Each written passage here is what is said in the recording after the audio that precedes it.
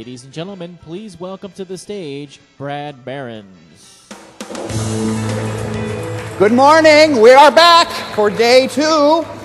How are you all?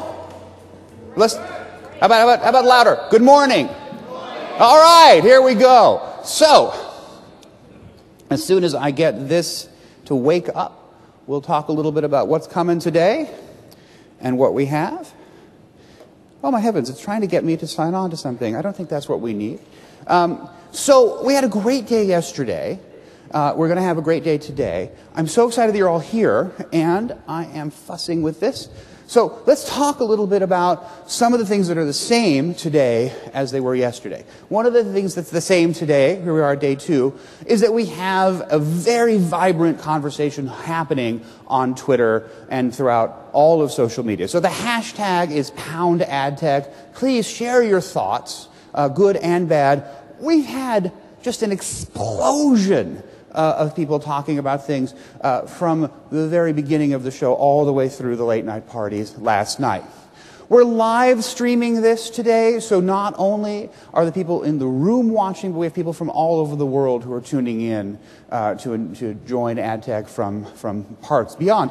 And as I mentioned yesterday, this is a global organization. I just came back from AdTech Tokyo in February. I'll head to AdTech New Delhi. We have 2 Australian AdTechs in March, and then of course we have San Francisco coming up here in the US. So we really are connecting everybody, and we actually have a delegation of our friends from Japan who were at Tokyo just 2 weeks ago here with us. Actually, can we give them a round of applause? They came a long way for this show. Thank you very much for coming. So let's talk about yesterday. We had a great opening with David Fisher from Facebook. The room was completely packed. We then broke out and we had the conference where, I don't know if you can even see in this picture, but people are sitting on the sides of the room in the conference breakouts. The expo hall was completely jammed. And this guy I thought had the best hat of the whole show. So we had a lot of intense networking. I really want to know what the guy in pink is thinking. He's looking pretty active there. In the midday, we had Walter Isaacson, and it was just wonderful to see him. But also, I'm sitting up here and I get to watch. Everyone in the room was just leaning forward, mesmerized. And we had some proof in the pudding because we had him sign one heck of a lot of books right afterwards. We had our inaugural beer pub crawl on the network floor, so the party started early, and then we had Christian Estlian, again I'm screwing up his name, Ostlian, excuse me, from Google+. So we had the beginning and end of the day with social media, and he did, I thought, a wonderful job. Now, what do you do after a full day of wandering around the expo, of conferences? Well, you're going to go and you're going to go to a party. And so a whole lot of people had a whole lot of parties and a whole lot of fun. And I suspect that this morning, some of you may kind of feel like this guy. So let's talk about today. One thing I want to let you know is that just this morning, hello Rick, just this morning we have open registration for AdTech San Francisco. So it's going to be April 3rd and 4th at Moscone Center. We're very excited about this show. You can actually register today here at AdTech New York. And I can tell you that we have 2 confirmed keynote events happening already. Terry Kawaja, and for those of you who were here yesterday morning, you remember I showed his Lumascape slides at one point, which are charting the industry, and he's going to speak. And also, we have a very, very exciting presentation from Amazon, and they are the company. They've transformed books, they've transformed e-commerce, they're doing fascinating things with their data on third-party websites, they're doing really interesting things with consumer packaged goods companies, and of course now with the Kindle Fire, they're the first credible counterpart to the iPad. So they have a lot to say about how they're working with advertising. They're going to make some announcements, so we're excited to have those 2. So buy your tickets and let your friends know you're going to come. Let's talk about today. In addition to 277 exhibiting companies on the expo floor, and the joint was just jumping yesterday, we also have 6 concurrent tracks of content in the conference. We have video today, performance. We have a co-located event called Social Loco at AdTech, which is just going to be fascinating, an entire innovation track. And then, of course, we have our sponsored workshops, with Experian leading off just this morning after the opening session.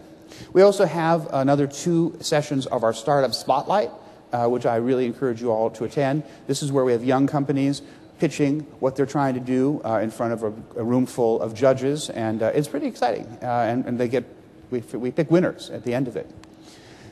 And then at lunch today, we have 3 mini keynotes from Mitch Spolin of Living Social, Marc de Beauvoir from CBS Interactive, and Clara Shih from Hearsay, who also wrote the best-selling book, The Facebook Era. So it's going to be a great lunchtime session right here in this room. Claire will have a book signing right after that, so you'll get to meet her a little up close if you wish. And for those of you who are finding this high-speed tour through the day a little bit overwhelming, we have our free mobile app, which is really it's very handy. It actually, where should I be now? Oh, that's where I should be. So I encourage you to download it. And now I want to talk about our next speakers. Now, this is a picture of Thomas Edison. And I bring it up because 1 year ago today, not in terms of calendar, but this slot at AdTech New York a year ago, we welcomed Stephen Johnson, who is the author of Where Good Ideas Come From: A Natural History of Innovation. Innovation is one of these words that has been the word in our industry for the last couple of years. And it's from the Latin innovare, which is to make new again. And innovation happens in environments like AdTech. It happens where people are cheek to jowl. But the reason I have Edison up here is his definition of genius is, I think, important for our discussion of innovation today. He said genius is 10% inspiration and 90% perspiration. And when it comes to innovation in marketing departments, there's a lot of hard work that goes on. It's not just an idea that happens. It's an idea followed by a whole lot of organizing, a whole lot of diplomacy, a whole lot of thinking about things in new and exciting ways. It's about operationalizing innovation is actually possibly the biggest challenge we have out there. So, our keynote speaker this morning is Wendy Clark. She is the Senior Vice President of Integrated Marketing, Communications, and Capabilities at the Coca-Cola Company.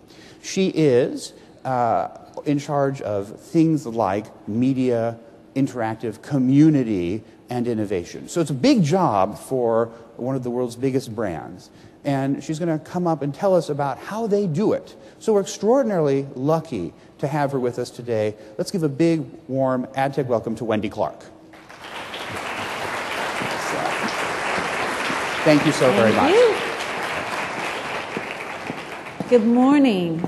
I have to go all the way over here to get the clicker and position my shameless product plug. I'm delighted to be here to talk to you about how the Coca-Cola Company is finding the edge. And for us, the title of this presentation is very, very important. We are a huge company. As you may know, we operate in more than 200 countries around the world. There are 1.7 billion servings of our beverages every day. That's more than 1 million a minute. And so if we get distracted, if we get shiny object syndrome, it simply isn't possible with an organization our size to take advantage of that. So we have to be very purposeful. We find the edge. We lean into what's next. But we don't get distracted by it. And so I want to tell you a little bit about how we see innovation in the company and how we're bringing that to life specifically in our marketing communications agenda. For us, it starts with our 2020 vision. This is a single piece of paper that holds our ambition for the next 10 years. And we want to double the size of our business in 10 years. So what it took us 124 years to build, we will double in just 10 years. So that's significant. And if you're a marketer at the company, you have to really think about what you're doing and how you're going to evolve and drive to a place where you can deliver on that. Within this document, very clearly stated, is our marketing ambition, which says to deploy the world's most innovative and effective marketing. And I found this quote recently from a woman named Nilofer Merchant, which I think is instructive for all of us. Because all of us today as marketers have to work both sides of our brain. We have to manage the present. And the present is voluminous and real-time and sometimes complex. But while we're doing that, at the very same time, we have to invent the future. And so we have to think through both parts of this now as a priority within our job. At the Coca-Cola Company, when we think about innovation from a marketing perspective, it comes to life for us in 4 key areas. Through our products, through our packages, through our equipment, and then in marketing communications. So I'm going to take you through just 3 examples of the first 3, and I'm going to dwell in the last part of this on marketing communications, since that's what I do. So products, this is a product called Minute Maid Pulpy. You probably don't know it if you're US based, but this is our second fastest innovation in the 21st century. This brand took only 5 years to get to $1 billion brand. It's in 20 countries now. It is a juice drink, and it's hi Carol. It's an innovation. I just saw you looking right back at me. It's an innovation in our portfolio that has been significant and played a significant role for us. So product innovation in spaces where we see gaps, where we can deliver, is very, very important for us. The next thing is packaging and how we present our products and the innovation we can bring here. This is another brand you may not know, but this is in Japan. It's called Ilohas. And what we did with the Ilohas bottle is lightweighted it to a point that it is actually crushable. And you can crush the bottle and recycle the bottle. And that act of crushing it, of reducing the size and space of the bottle, has been a significant part of its proposition. This too is on its path to being a $1 billion brand in just a handful of years. So innovation through products and through packages can be significant for us. The third area I want to talk about very quickly was equipment.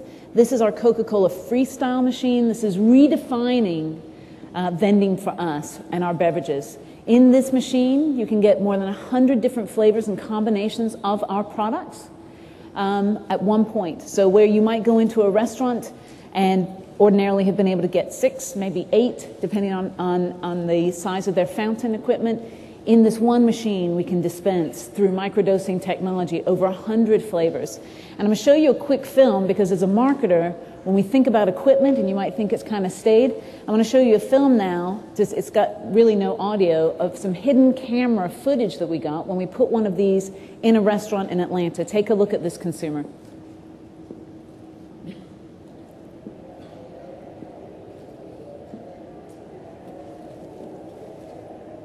She is stroking the machine, and then she kisses the machine. That's great innovation, right? For a market, that's brand love, and I want more brand love so that I can drive brand value. So I just want to show you that quick clip. Pretty amazing how we can make consumers feel through simply a piece of equipment, right? Very important. But what I really want to talk to you about, where'd my slides go? I'm looking at myself, is marketing communications. And what we know in marketing communications is that evolution is absolutely mandatory for marketers. Because by definition, the landscape is constantly changing, it's dynamic, and therefore we must change constantly as the landscape changes, as the environment in which we're trying to operate, in which we're trying to create brand love, brand value, and growth for our companies, we must evolve too. So why now? Well, consumer engagement has changed dramatically over time. This is a very simplified chart trying to make the point. But in the 80s, as marketers, we really communicated one way. We had a great message, we put a bunch of money behind it, we sent it out, and it was so. In the 90s, we became a little more inspired and sort of realized that maybe a teen wasn't, in fact, the same as a mother, and maybe there were different messages we could send, and we started to segment, so that was very exciting. In the early 2000s, with the rise and importance of the internet, we as marketers had to understand and contemplate that consumers expected us to know them on a very individual level, and that we had to deliver on that. So you heard about one-to-one marketing, and we had to put systems and processes in place and people with capabilities in place to do that.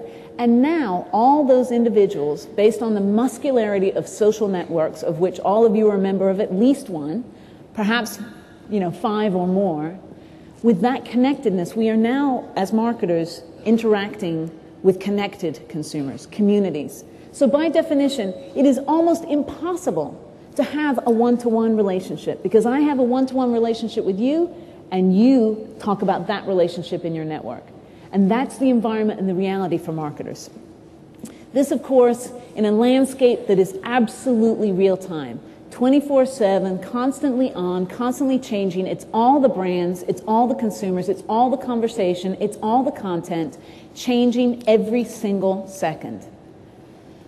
So what does all of this change mean? You know, as we think about this, it's very dramatic. Why now? How are we going to change? Well, it means that there is more content in the world. You know, the last stat I read was 42 hours of content uploaded every minute to YouTube.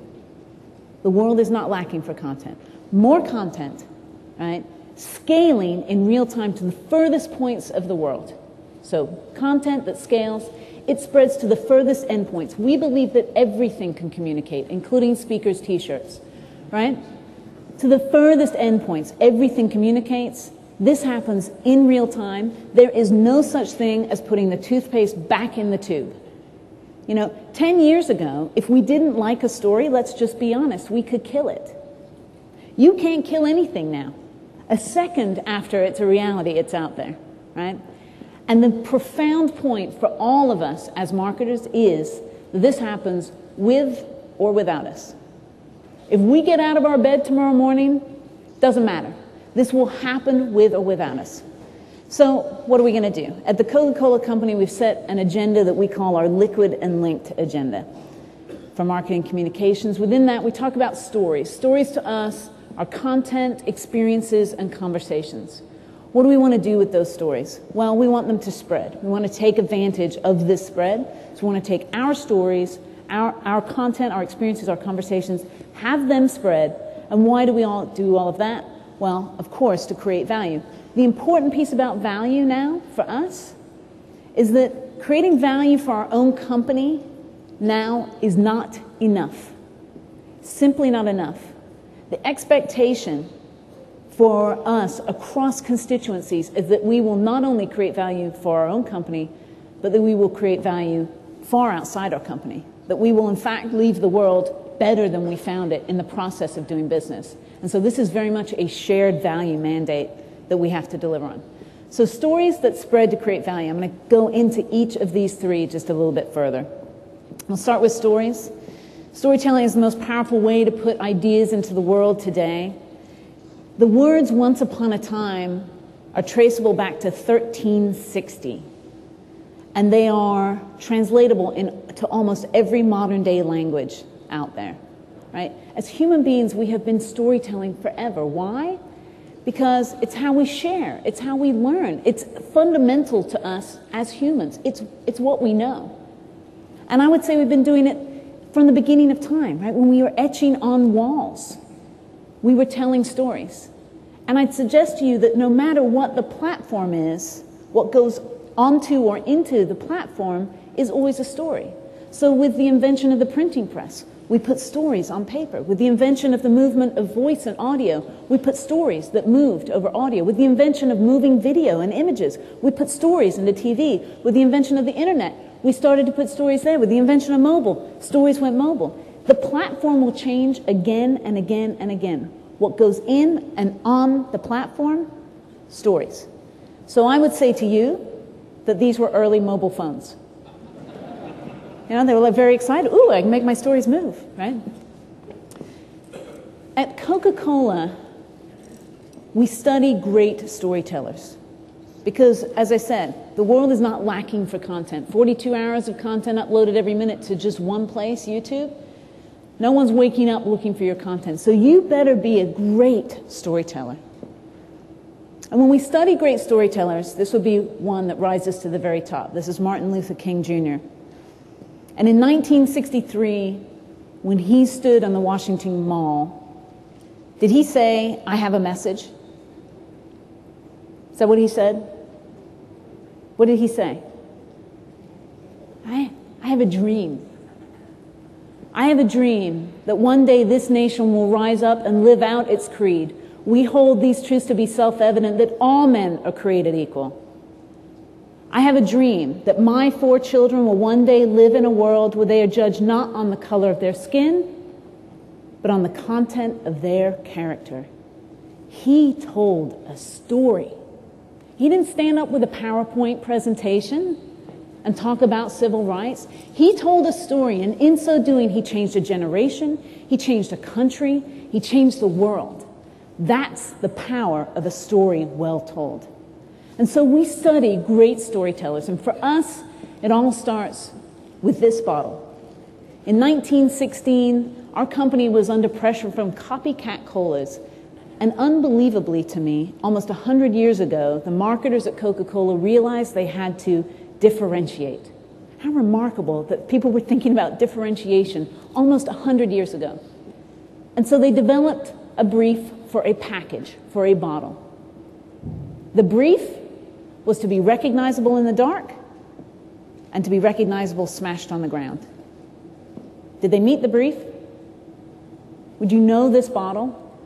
There was a story just out recently that this iconic shape of this bottle is the second most recognized symbol in the world after the crucifix. I'm not taking on Jesus. I'm just saying, he's going to stay in the number 1 spot. We'll come in number 2. They met the brief, right? They met the brief, and even our packages can tell great stories about our brands. I talked about equipment and the role of equipment. We can create great and impressive stories. This is a great slide. The brief for these machines was the same thing: make our equipment more interactive. The one on the left, an early shot at making our equipment more interactive, but honestly, perhaps a little confusing, right? It's a digital shop. You can get ringtones, downloads. You can interact an awful lot with it. At the end of it, you're perhaps confused as to whether you'll get a Coke or not. The one on the right simply says, you can't see it, but it simply says, touch here. And then you go on your journey, and you tell the story, and you share content. Wi-Fi enabled, Bluetooth enabled. This is exactly what our equipment can do in helping us tell stories. We've been known on and off over the years for telling good filmic stories. This is a picture of one of the most famous ads that Coca-Cola ever did, the Hilltop ad in 1971. I want to show you a more recent piece of film where we're doing some storytelling from Argentina.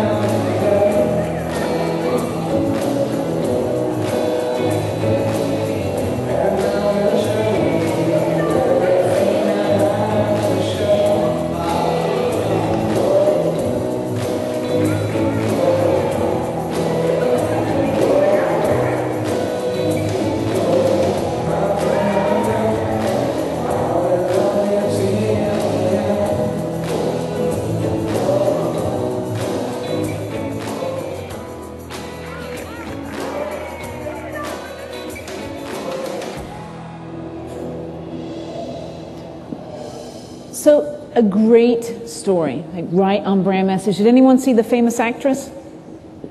The director with the umbrella over his head shading him from the sun? No, I'm being facetious, right? You can tell a great story for a very small amount of money. Why is it great? Because it's authentic, it's real. It's real people having real experiences with our brands. I'm not suggesting there's not a role for high-end production in our communications, but it doesn't all have to be like that. This is a picture of a board from the Philippines. This outdoor board is made of live plants. Each plant is watered through the base of a recycled 2-liter bottle of Coca-Cola. and kept alive. This is where the medium is the message. What an amazing story for our brands to tell.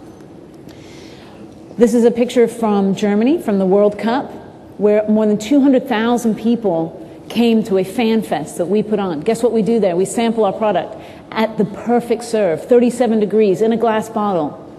We get important consumer data. We build a relationship with consumers. We have an exchange of information. We take their photo. We email it to them. We begin a journey based on a passion point that is important to them. These are great stories that we're creating with consumers. This is one of my favorite slides. I call this owned media looking at owned media. It's a little controversial when I call our employees owned media, but the point is, if your employees aren't telling the stories of your brand and company, they should be. They are, in fact, the best storytellers you have. The best, most authentic storytellers are your employees. And so we have to think about everything communicating and the role that it can play in our communications plans. And you have to think about everything that's available to you to do that. This is a picture of our founder, John Pemberton. What you may not know is, while he was alive in 1886, he is tweeting today.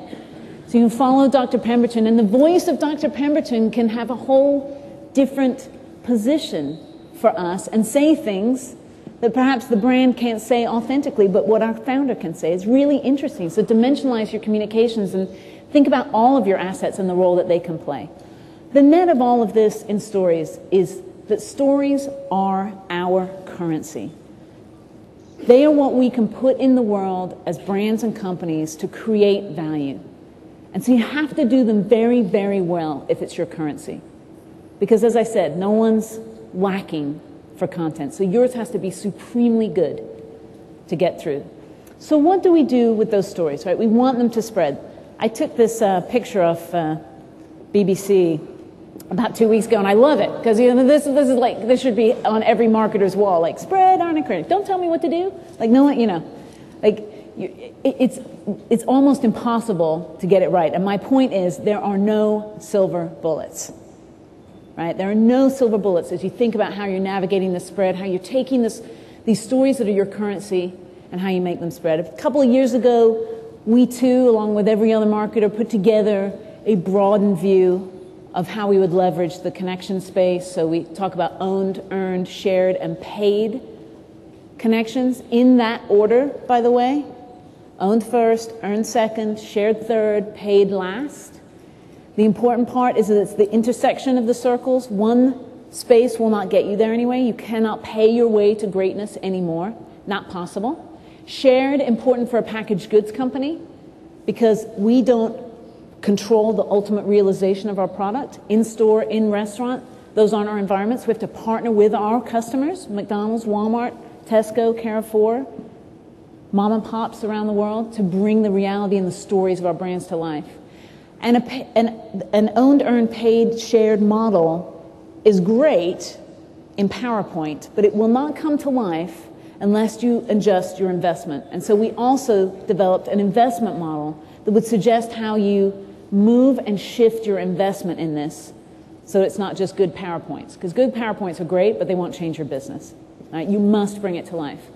What we sort of talk about in this evolved model is the idea of deliberately moving your investment. So the now represents our bread and butter, what we know works for us, what we've done enduringly, and we obviously are not going to run from that. We're going to continue to do that. But we also had to separate into this space of new things that we're aware of, that we know we must do, we must experiment in. They're not new to the world, they're just new to us, but we want to have room in our investment for that. And then the final piece is next. Stuff that's new to the world, stuff that we really don't know, but we want to place some bets, we want to take some risks, we want to find the edge and lean into that. Done well, each of these spaces informs the next. So your next informs your new informs your now, and you start to create and fuel innovation in your investment. And that's the important piece, because if your investment doesn't change, neither will the outcomes of your plan. So I'm going to take you through examples now of things that we're doing in the now space, the new space, and the next space. And now, this is an example from North America on Sprite. This was a program that we did on the All-Star Weekend. We sponsored the Slam Dunk, a TV buy, an in-programming buy. What we did this year is paired it with a text program. And so you can see, you could text a vote for the two competitors in the slam dunk. Interesting results here. You might go, well, 4.3 million, that's not very much. It was in 10 minutes. So 4.3 million votes in 10 minutes, pretty good, right? Pretty good results there. The point in our connections planning, though, one of the fundamental beliefs is no dead ends. And so when someone texts, we want to pick up that relationship and try and keep it going. So what we did once we had them text, we flipped back to them, got them to opt in. Once they opted in, they could opt in for a call from LeBron. LeBron called them. They could flip over to a digital experience. We continue the dialogue. If the consumer wants to go further, we don't want them to have a dead end. We want there always to be another door to open. They don't have to open it. They can stop at any point. The story will be well told if they stop, but if they want to keep going, we want to constantly reveal more to the program and go deeper. The next example I want to show you is from Fanta. This is in one of our Europe regions for Fanta. So when we talk about, and I'm glad Carol is here because Carol was with our team and she was the one who drilled this into our team early on. Bringing in innovation doesn't have to be high-end, complex innovation. It can be very simple uses of innovation. And this is in mobile particularly, where we can do text-based or even voice-based programs that can go far and wide for a company like Coca-Cola. And so I'm going to show you an example now of a program that they're doing in Europe on Fanta. Let's take a look at the film. This is Joe. This is Joe's friend Matt. Joe wants to play a little prank on Matt using the Fanta voice transformer. The voice transformer is a simple mobile application that lets you anonymously call a friend from your phone. The fun part is that your voice is transformed live while you talk. After identifying himself as a guy, Joe simply selects one of the 4 voice effects to choose from. Then he picks a friend to prank and places a call.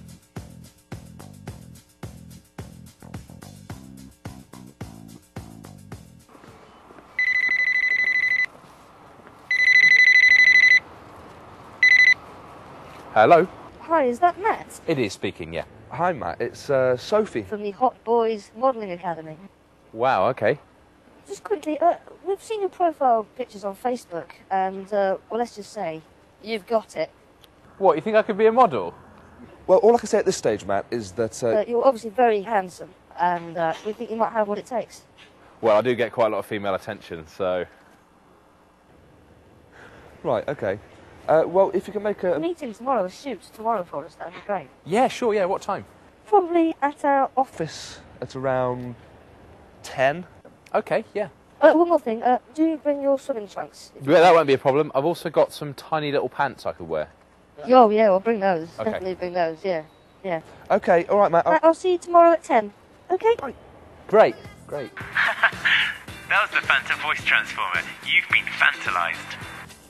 After the conversation, Matt is told on the phone that he's been pranked by the voice transformer, and Joe posts a recording of their conversation on Facebook for all their friends to listen to.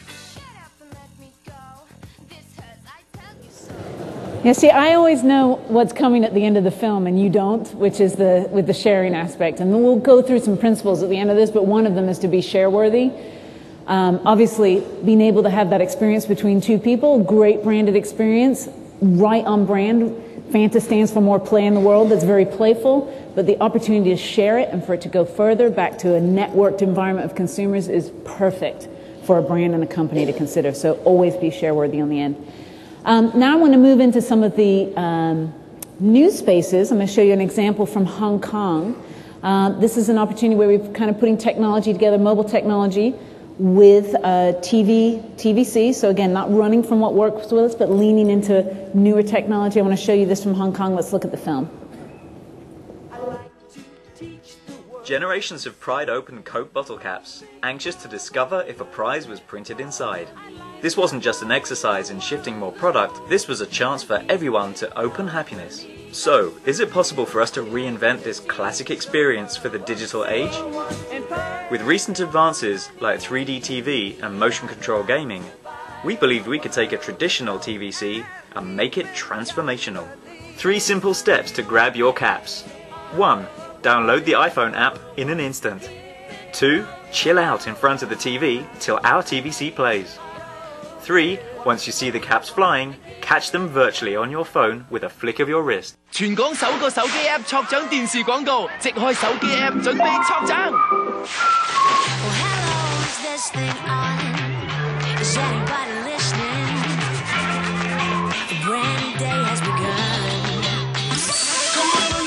Thanks to smartphone sound detection and accelerometer technology, we launched Hong Kong's first commercial that actually let you catch Coke bottle caps out from the TV. Use your phone app to catch tumbling caps and win instant prizes, discounts, mobile games, exclusive virtual collectibles. In possibly the world's most advanced integration of a TVC and a promotion. 12 hours before the launch, we whipped up the suspense through newspaper and magazine ads. We love to boogie on a Saturday night. Online ads and mobile ads. We even invited a popular YouTube blogger to create the funniest ever video to promote online buzz.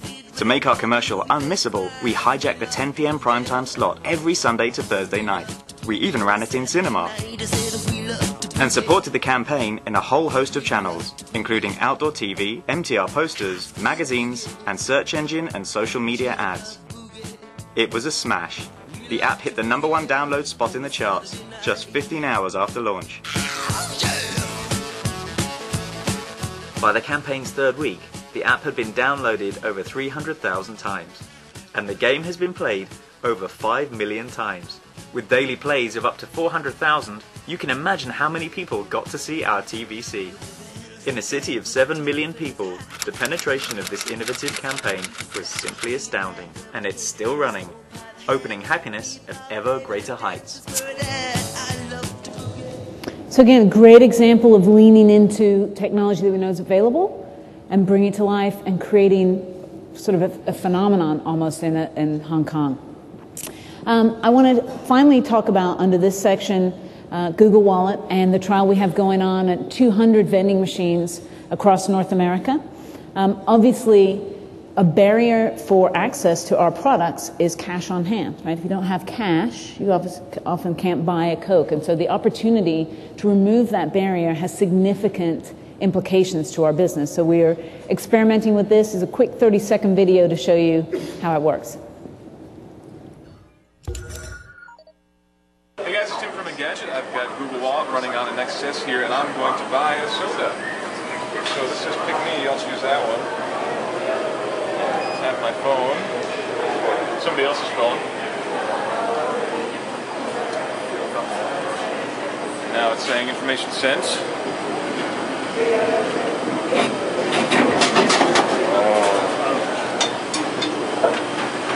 The future of commerce, here we go. Successful. So the combination of mobile commerce and location-based technology for us moves our business from the point of sale to the point of thirst. And that's significant, right? That's a significant shift for us. If we know where you are and that you're thirsty, we can get you to the nearest outlet to solve that thirst. And that's a significant opportunity for our business to expand. So the final piece I want to talk to you about is that next piece. And next, as I said, is we don't know, right? It's unknown, new to the world. But we know as a company and as a group of marketers that we have to place bets. We've got to take some risk. If we're going to fuel innovation in the way that we market, we have to. Our long-standing agency, Wieden Kennedy, approached us earlier this year about an opportunity that they were putting together called PI, the Portland Incubator Experiment. And it was something that we immediately jumped at, knowing that through an incubator, there could be some great ways for us to understand what is next and ways to fuel that innovation that we want in our investment. So I asked Renny Gleeson to come today to talk to you a little bit about Pi, because of course what goes better with Pi than Coke. So Renny's going to talk for just a few minutes about Pi. Hello? Oh, good. Thank you. And I was shocked by the shameless product placement that you began your presentation with.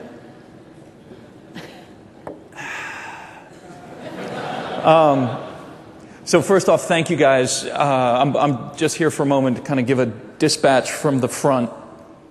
We've been working with Coke in Pi in the incubator now for a couple of weeks, and I just want to give you guys 3 sort of points to think about. The first one was what Pi was for, and that was that we wanted to find a place to enable brands and ourselves, frankly, to align with disruptors, to find a way that we could come together and work together on stuff when one of the biggest challenges for disruptive technology and for startups and brands is that when you talk about innovation, people don't have the same language.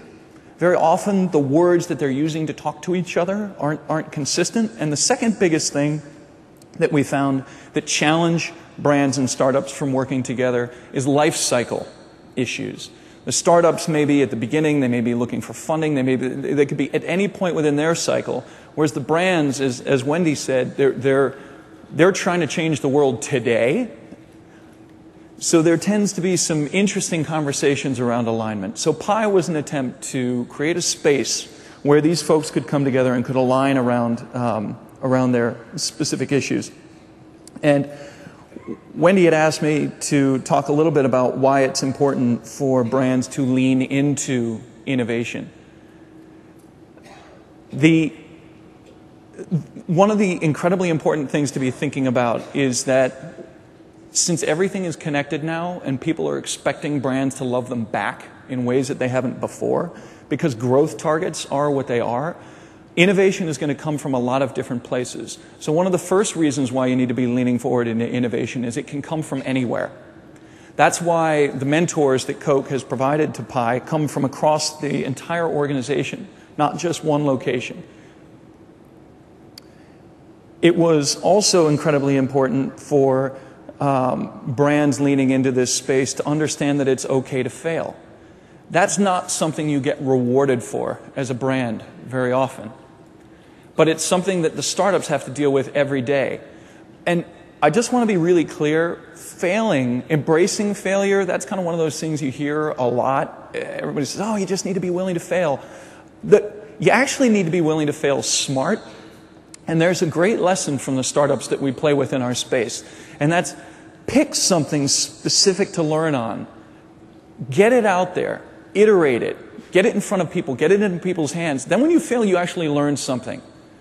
Fail smart, fail fast, and fail forward. That's one of the key takeaways that we've had. And the third big lesson that's come out is that what startups do really well when they're successful startups, and there are a lot of startups that are not successful, what they do well is they iterate and they get their product into the hands of end users quickly. That's one of the hard things for brands, is there's a distance, often a distance between the marketing and communications organization, the timing of that sort of stuff, and the physical experience of the product. With these startups, they are living and dying based on whether people use their product, and they live and die very quickly based on whether people use the product. So what they do, they're forced to incorporate that information to survive and move on. So exposure to this culture of iteration and consumer validation in a much more rapid, iterative, prototyping way are some of the reasons why we suggest leaning forward. I wanted to share a couple of quick lessons for you, and I wrote them down from the guys. So these are quotes, literally, as they were going through this process. The first one, and this is hinging off of the Edison reference, the 90% perspiration and 10% inspiration. That is so true. An idea that exists in a PowerPoint or in your head is actually, Tim Ferriss has a great quote, it's worthless. Your ideas are worthless, is what he says. It's all about execution. It's all about getting it out there, getting it made, and getting it into people's hands. If you haven't tested your proposition with a consumer yet, you actually don't have an idea yet. You have an idea about an idea, but you got to get it out there to co-author it with folks. So the whole notion of your ideas are worthless, and we've seen that with these companies. They've come in with big ideas. We have one company in this space that's literally had to pivot 4 times since they've gotten there, because when people started using their product, it changed. The second thing I asked Cloudability, they just went public with their beta this past week. And I said, what was one lesson you guys learned? Because it was crazy, 24 hours for, weeks to get this thing out there. And they said the one thing that we should have done sooner was we should have thrown out our assumptions faster. They were executing against a product and their vision of a product. Once they put it into people's hands, they learned what their product needed to be. And that they had to fight their own assumptions on their product to be able to succeed with that. Which leads to the other key point for them, which was, if you're a startup, and I throw this out to you as brands as well, very often we have to try to solve the scale questions. When you're talking about as many products as are in the Coke portfolio and the opportunities you guys have around the world, it's hard to think, you tend to think of, well, okay, if I do this, how is this going to work out for everything? But most of the startups will tell you that you actually need to you have to solve what the consumer wants first, follow what they want, and then scale that. Or to put it slightly differently, find out what people like and do more of that. That was their sort of key observation. And then this was kind of a really interesting one for me, and this will be the last kind of takeaway from them. We were sitting with some engineers yesterday in the space, and their product had changed because of the way that people were using it. Or my favorite phrase was, it had changed because of that people had misused the product. The problem wasn't that they'd misused the product, they used it the way they wanted it to be used. And so the observation that they'd taken away was, even when you think you've failed, there might be one piece of data, one statistical anomaly, that strange thing that you go, wait a second, maybe we should pursue that. There could be an entire business hiding in that. Facebook will tell you that before they got into the photos and posting up all the photos on the website, and now there's 10 billion photos on Facebook, photos weren't actually an original function. Right? Photos came about because they saw people misusing the platform and changing profile pictures all the time. So they're like, oh, fine, okay, we'll give you a little place you can put some photos in. And turned into the photos on Facebook, a massive, sticky component of the platform. So don't be afraid to follow the statistical anomalies.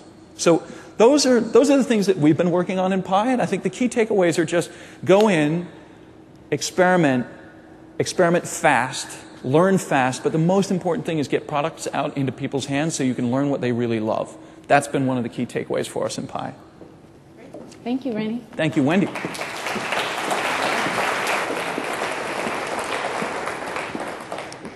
So that's a little bit about how we're thinking about now, new, and next, and how we put those together to fuel innovation in our investment. When our investment shifts, then our outcomes shift. And you create that constant innovation stream in the way that you're marketing. Why do we do all of this, right? I mean, so you've got great branded content and stories that are going out, and you're using it and you're spreading it. Well, obviously it's to create value. And as I said, I have a paid responsibility to create value for my company. But more so now than ever, I think every employee of every company has almost a moral responsibility, a societal responsibility to create value that transcends their company.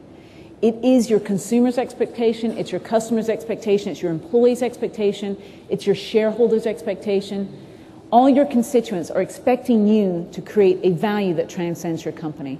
And so we're really trying to hold our marketing programs accountable to a much greater outcome and greater value. I want to leave you with 8 principles under this idea of value that we're still learning to do. Some we do better than others, that I think are emblematic to marketing in this sort of new world order and evolving your marketing. The first one, as I've said, is be share-worthy.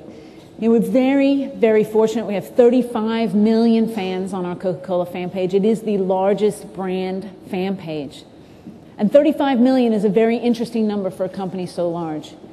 But the 35 million are connected to almost the entire environment, 750 million fans on Facebook, members of Facebook. So if we do our job well and we give our fans share-worthy content, they become our sales force. They put our content into their networks and our content spreads. And in a business of 1.7 billion servings every day, 750 million engagements with our content and our messaging is much more interesting than 35 million. So be share-worthy. In everything you do, you want to share, right? You want your content to go further and further, no dead ends. Integration is absolutely paramount. There are no silver bullets. As you've seen in every example I've shown you, we can't just do mobile brilliantly and think that that will carry the back of our company. It won't. Mobile's absolutely critical. We think it's the most important medium for us going forward. But mobile standalone will not get us there. It's the integration of mobile into everything that we're doing. So in every way, at every juncture, we're thinking about the constant integration of all of these connection points. It's absolutely paramount. The ability to think horizontally, lateral thinking, systems thinking is becoming more and more critical as a capability for your marketers, for all of us, because everything now is interconnected. So one of the things we worry about right now is the bumblebee. Why is Coca-Cola worried about the bumblebee? Well, because bees pollinate fruit, trees, plants, right? We're the world's largest juice company. If the bee population declines and they can't pollinate the trees to grow the fruit so that the fruit can be bought to make our juice so that we can remain the world's largest juice company, we have a problem. So bees are very important to us. But that's lateral thinking, right? You have to think end to end of all of the touch points and end points and implications for your company so that you can make the right decisions and outcomes at the point in the pipeline that you are. You've got to think all the way back to the origin and think laterally about the impacts of your decisions and the basis of your decisions. So the ability to think horizontally is very, very important today. I think this is absolutely a mandate for marketers. You must do more good, not more. I said the world is not suffering for lack of content. If you put out another piece of content tomorrow, no one will care. If the ideas that you're looking at, if the campaigns you're looking at aren't keeping you up at night, struggling and wrestling with how to find the funding to do them, they're not good enough. No more mediocre content, just more content, is not the mandate for marketers. You must do more good content. It's an absolute mandate. The ability to listen could not be more important at every juncture in your job, in your role, in your company, with your brands. Listening obviously to your consumers, but listening to all of your constituents. And if you take time to listen, as Renny was just saying, some of your suppositions might change, right? They might course correct, they might be different. But a lot of times we get sort of trapped in our little bubble of, you know, we know best, we know the brand, we know the company, we got it all knocked out. We don't need to listen to partners, we don't need to listen to our consumers. And I think listening is absolutely paramount. Hold the premise. Someone really wise said, you know, use your mouth and your ears in the proportion to which they were given you, you know. Listen twice as much as you talk. And I think that will serve you well. I get asked all the time about, how has Coca-Cola over 125 years, what do you think can you synopsize it down to one little thing that Coke did? This is my best shot at telling you what I think Coke does and that serves our company and that brand well. Coca-Cola is perhaps one of the most consistent brands in its manifestation that there is. It's red, it's white, it's Spencerian script, it's dynamic ribbon. It's cold, it's refreshing, it's about happiness, it's about optimism. It has been those things for the enduring life of 125 years. It has never changed. That logo has never changed. Paramount consistency is number one on Coca-Cola. But if you're going to be that consistent and you're dependent on the recruitment of teens as the lifeblood of your business every single year, the next generation of teens, you must then be ultimately and supremely relevant. So it's almost an oxymoron to say we're so consistent, but we're hyper-relevant. So we try to put ourselves in the most relevant engagement opportunities with teens. A highly consistent brand that is highly relevant, I would say, is what Coca-Cola does. Put those two together with scale. Obviously, when we can scale something, take that consistency, take that relevance, and then scale it around the world, it becomes that much bigger. And what Coke has been able to do, which is truly magical to its brand and the company, is to do that over time. And I think that this is really at the core of what Coca-Cola has done. Consistency, times relevance, times scale, all done over time, I think starts to get to what Coca-Cola has done. The next thing I would say, the last two I have are sort of more personal capability and skill set based. We have to collaborate, and collaboration goes within your team, within your brands, within your company, with your partners, in your supply chain, in the industry. There is no room, you know, we're sort of holding this premise now, there's no room for your ego anymore. You have to collaborate. You have to be a great player because no one's got a corner on the smarts. I promise you, in an environment that has so much spread and so many endpoints and so much content, it takes an entire village to pull off so many of these campaigns. And we are almost more acutely focused now on the behaviors of our marketers than the skill set. Because honestly, if you can't get in a room and collaborate with someone and put the brand and the company at the center and not your own ambition, then it's probably not going to work because our teams are made up of hundreds of thousands of people pulling things off. So I think collaboration as a skill set in this environment is absolutely critical. And the final thing I would say is we have to be restless as marketers. We have to not be satisfied. We have to constantly lean in. A friend of mine has a great saying, and she always says that a no is a yes waiting to happen. And I think that that is emblematic of how we have to feel, right? There are a lot of challenges right now in mobile marketing. It's complex. It's hard. It's really hard, right? There's not a lot of governance. There aren't a lot of pieces that are, guidelines and how we work with different companies. And if you're trying to do it on a global level, it becomes very complex between the carriers and the middlemen. That's complex. We are relentless in saying this has to change. We want this to be better. And I think you have to be relentless about not accepting how things are and standing up for what you want, for your brands, for your company, for the success, for the value you're trying to create. So that would be the final principle that I would leave you with. So that's our agenda, stories that spread to create value. It's a journey. We're at the very, very beginning of it. If I try to sort of collapse the whole thing together and have one pithy statement at the end of all this, I would say that we're moving from an environment that was about placing messages, the placement of messages. We'd polish them up and we'd place them, and here's what our flow charts would look like. They were so pretty, they would unwrap, and we'd keep them in binders on our desks, and we'd look at them once a quarter. We're moving from an environment of placement of messages to movement of stories. And that requires an entirely different approach, an entirely different skill set. But the stories, by the way, move with or without us, and we've got to be there to be part of the movement of stories that happens in real time.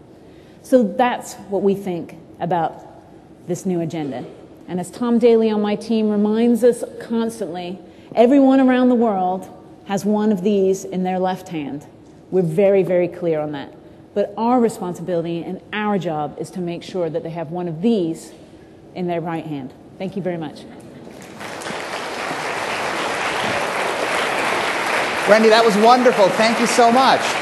So we have time for a couple of questions. Hey, let's bring Renny back out. I'm going to ask the first question, which is, Renny talked about the 10 startups that are there in the pie space for a few weeks. And startups, we have the startup spotlight here just today. The clock for startups is like tsetse flies. Look at them and go, whoa, that's fast, right? They just, they don't last very long. They've got to move quickly. Coke, huge global organization. You were just talking about having to change some of the time signature of your activities. But inside, how do you create an openness to move quickly in a big, big organization that is spanning the globe like Coke? How do you get fast to happen where slow is usual? I think it's a couple things. First of all, you don't try and bite off the whole thing at once. So we start very, very small. We'll find a test market, some sort of small, even city level where we can try something and learn from that, and then we scale. So it's kind of walking before you run. I think the other thing you've got to do is put small, empowered teams together, which we've done with Pi. So there's a limited set of people that is working with Renny, and they're empowered to move these along. So I think it's empowering people and then starting small to sort of test and fail and then learn to scale from that. All right, let's get, tell us who you are. We've got time, I think, for 2 questions. Hi, good morning. Wendy, wonderful job. Thank you. Jim Cornelson, Healthy Companies International. I'm wondering, on the local, global front, are you thinking locally, and then if something's a success, expanding globally? The emotional connection of music, concerns like water, concerns like health. Help us understand how you're thinking about that. You know, when Coca-Cola is at its best, we sort of talk about global scale and local relevance. You know, probably the best manifestation of that would be social media. Our social media is managed at a local level, at a country or lower level. In 60-plus countries around the world, have local activation on Facebook. We aggregate those up to a single aggregated site that gets us to 35 million, but no one in Atlanta, Georgia knows the currency in the conversation in Istanbul, Turkey. That wouldn't work. So I think you scale where you can scale. So the flip to that would be World Cup last year. We activated that from a center and had 160 markets use one toolkit. That could be scalable and go down, but a lot of times we're going local and going up. So it's when we're at our best, we scale the right things and then we keep local the pieces that need to be highly, highly relevant. So it's the combination. Tell us who you are. Yes, I'm James Ray with Sports Loyalty International. I was intrigued by your cycle of now, new, and next, and I'm curious on the My Coke Rewards loyalty program, which I'm a fan of. I'm always entering my little codes off the lid. What's new and what's next in the space for loyalty? Well, I think there are a lot of things that you can think about. So what's now, I would say, is mobile. I mean, we've really started to drive our loyalty program through mobile. I think what's new is starting to think more broadly about that platform of an aggregated audience of fans. It's about 17+ million now. It's the largest website of its kind for a consumer packaged goods company, and what those fans might want to dialogue with. So how do we take that community and put it together with the 35 million on Facebook, and are there interchanges? So how do we start to bring these aggregated communities of fans together to the degree that they want to? And Renny's going to tell me what's next.